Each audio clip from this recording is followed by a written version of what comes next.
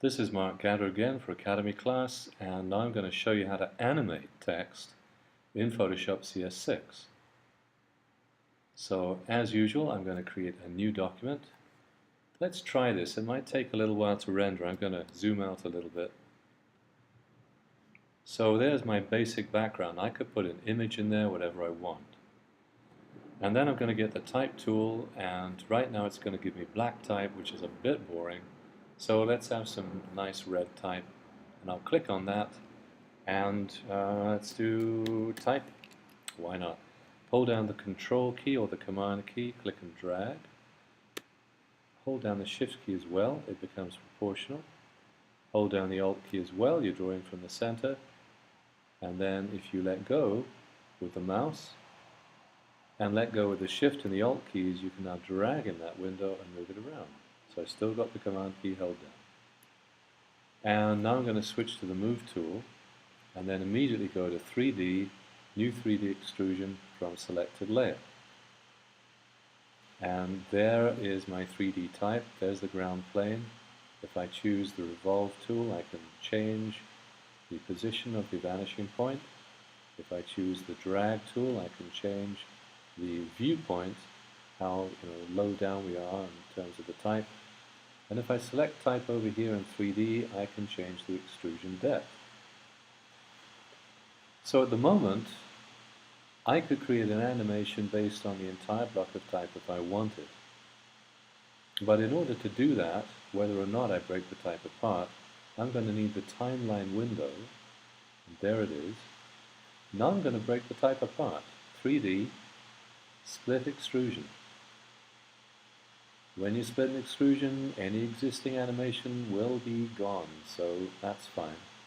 Now if I click away from it, and then click on the letter T, you can see that letter on its own is now capable of being moved.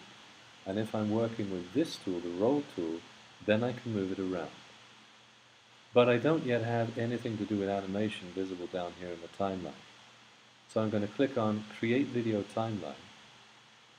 And I'm going to click up here on 4 for seconds and click on the Options button and choose Work Area, Set End at Playhead. And that means I've got a 4-second movie. Now obviously the type is planning on being here for the full 10 seconds, so I'm going to drag that back down to 4 and then let go. And there's my type, but I want it to show me the individual letters.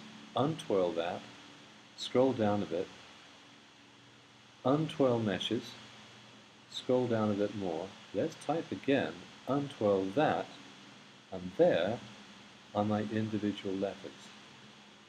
Now if I decided that this is how I want everything to look at the 2-second point, if I click on the stopwatch for each letter, I get a keyframe indicator appearing to the left, and a keyframe at the start and a keyframe at the 2-second point.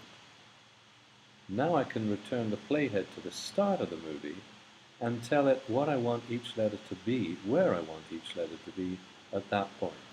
So for the T, let's put it up a little bit and send it out to the left, right out of the frame. Then the Y, I don't have to select it down here, I can select it up here if I want. I'll take that right out on the right hand side. The letter P, let's select that, there we go. This one I'm going to rotate it a little, and that makes it much easier to grab this guy. Whoa, I took that a little too far.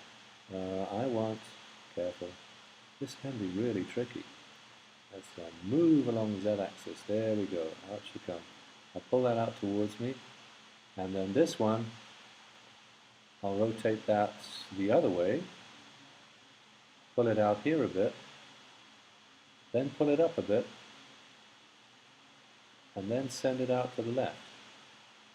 Now it's going to figure out what all those different axis adjustments mean for the movement. And if I now click on play, it'll render the movement for each of these letters and create the first part of my animation. And you can see the letter E is turning as it descends, so is the letter P, and they'll sort themselves out, even if it means cutting through each other.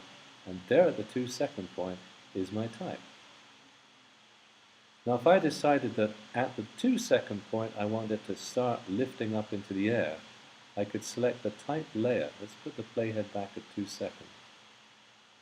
Now I can select the actual type object there and click on the stopwatch, and it gives me a keyframe at this point.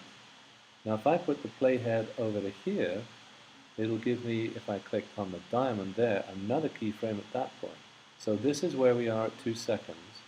At the 4-second point, I want the whole thing, so I'm going to choose the type layer here, there's the whole thing, and lift the whole thing up right out of the frame.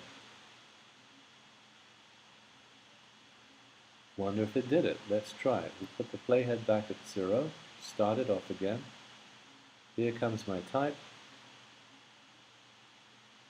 Now it's rendering each time I change the settings down here. It's sort of going back to square one and rendering it again, and there it goes. Look at that. So I've got a 2-stage animation now, one for the individual letters, one for the whole thing. If I wanted to add opacity adjustments to that as well, I could. First of all, let me show you, now it's figured out what's happening. If I click on that again, it's much faster and much smoother than it was the first time round, because now it knows where it's gone. Okay, I'm going to put the playhead back there at 2-second point and go up to opacity here and click on the stopwatch. And I get one diamond there, and at this point in the layers window the type is at 100%. If I put the playhead here and click on that diamond again, get another diamond there. Here I want it to be at 0%. So let's put it back. There it's at 100. Here it's at 0. Looks good. Let's put the playhead back at the beginning, render it again, and nothing that I'd done already should change. Here we've got the word type reassembling. Up it goes, and as it goes it becomes transparent, and even the shadow gets fainter and fainter and fainter until finally, as it disappears from view, it disappears from view. And there it is gone. And that is how you animate type.